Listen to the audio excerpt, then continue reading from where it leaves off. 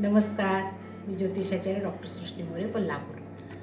विवाहाचे योग आलेले आहेत, विवाहाचे मुहूर्तसुद्धा आलेले आहेत. त्यामुळे प्रत्येकाचं विवाह जुळवण्याकडे मोठी कल सुरू आहे.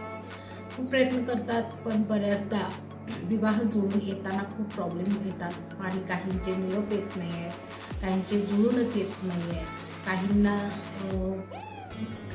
घडतं असं म्हणत घडण्याचे योग येत नाही. तर ह्यामुळे त्रासलेल्या लोकांनी काय नेमकं केलं पाहिजे? तर यासाठी मुळात गुरु आणि शुक्रासारखे ग्रह ॲक्टिव्ह असणं गरजेचं आहे. त्याचबरोबर देवतांचे पूजन, उपासना, उपायसुद्धा महत्त्वाचे आहे. आता कात्यायनी देवी जी आहे, या देवी खूप सात्विक आणि चांगल्या देवी असून विवाहासाठी खूप महत्त्वाचे याचे पूजन केले जाते. तर इथे एक कात्यायनी देवीचा मंत्र आहे. कात्यायनी महामाये महायोगिनी देश्वरी नंदगोपी सुत देवी पती मे कुरु ते नमः. तर हा मंत्र मुलींनी विवाह होण्यासाठी म्हणावा.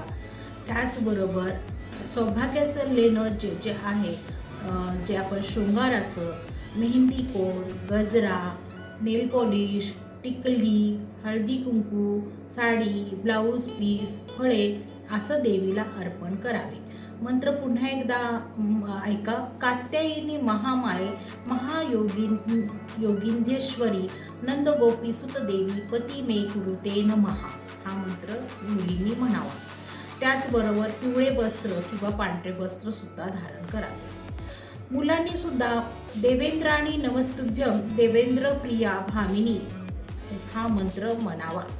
देवेंद्राणी नमस्तुभ्यम देवेंद्र प्रिया भामिनी हा मंत्र मुलांनी म्हणावा. तसेच देवीला सौभाग्य म्हणजे विवाह व्हावा म्हणून मुलांनी सुद्धा फळे, फुले आणि यथाशक्ती जे काही दानधर्म करता येईल अशा पद्धतीनं दानधर्म करून देवीला ओटी भरण नक्की करावं. याने विवाह होण्यातल्या अडचणी दूर होतील. तसेच कुमारी कन्यांचं जेवण घालावं. त्यामध्ये गोड पदार्थ, गोड खीर आणि फळे असावे. तर त्याचबरोबर वेणी, गजरा वगैरे द्यायला विसरू नका.